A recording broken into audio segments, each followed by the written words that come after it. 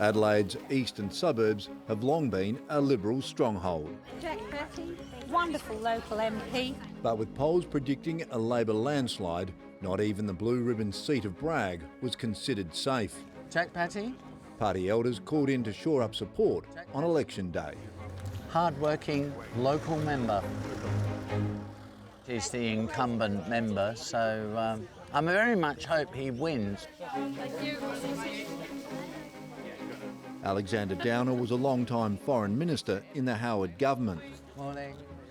This time 4 years ago, the Liberal Party was in federal government and was in the state government. And now they're struggling in opposition.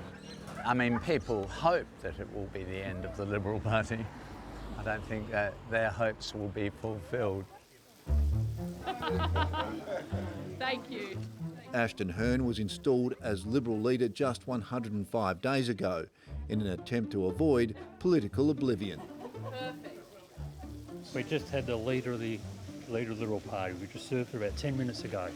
Ashley, what's her name? Ashley Hearn. Ashley Hearn. Ashton Hearn? Ashton Hearn.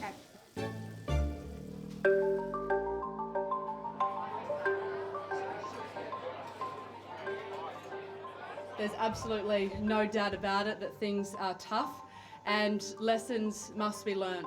Almost immediately, the Liberal losses started coming in. Among the city seats to fall to Labor, Morialta, Unley, Colton and Hartley, with Bragg the only definite Liberal hold in metropolitan Adelaide. They've done as badly, they've done worse actually, than they have ever done in my lifetime. And sadly, I'm not very young.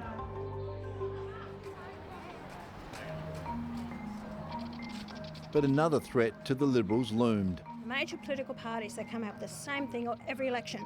Last week, David Patten made a bold prediction. He would be elected an MP for One Nation. I'm confident that the next time we might meet, I won't have a cap on my hat, I won't have an orange T-shirt on, and I'll be in a suit and tie.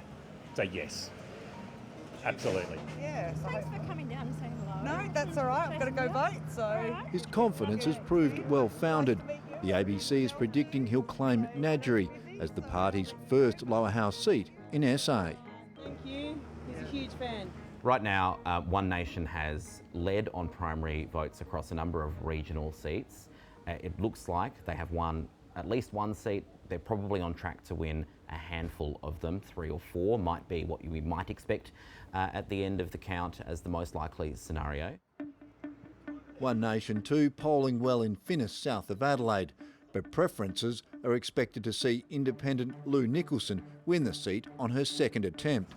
G'day, I'm Lou Nicholson, Independent. Would you like any information? Last year, new state laws were introduced banning most political donations. This is the first election that has happened anywhere in the world where all political donations are banned. As a result, Lou Nicholson's campaign was run off public funding.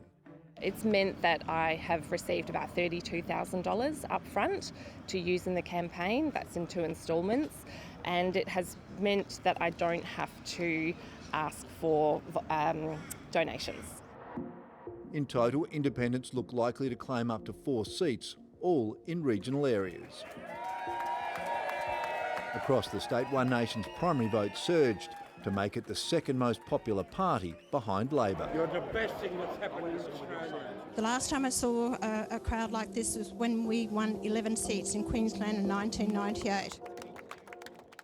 The Liberal vote has disintegrated. It's pretty clear that most One Nation voters are former Liberal voters in this election. Pauline Hansen toured South Australia in the weeks ahead of the poll.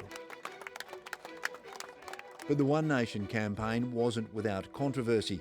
A candidate was disendorsed on the eve of the election after it was revealed he was wanted in the UK over an alleged historic sexual offence.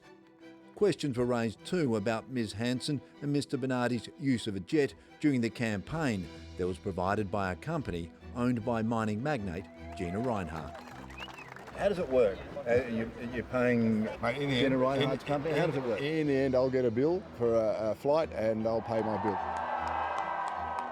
As the vote count stands late today, Labor has a record 32 seats in the 47-seat House of Assembly so far, but One Nation has given the government a scare in light in Adelaide's northern suburbs. There are parts of South Australia, regional communities, metropolitan Adelaide, particularly in the northern suburbs, where they want people to do better. And we just have to remain committed to that task. Everybody is sick to death of Labor and Liberal blaming each other for their own. They keep blaming the other one. It's Labor's problem, it's Liberal's problem. Do your damn job. Very good member, Jack Batty. Alexander Downer says One Nation is capitalising on the rise of Trump-style populist political movements. People are now more conscious of political issues, but they operate in tunnels. So they decide they will completely reject everything somebody who's not in their social tunnel says. Completely reject it. They won't consider the arguments, they won't think about the arguments, they just hate those people. And it's incredibly divisive and damaging. And I think it's almost impossible to wind that back. I think we're just going to have to live with it.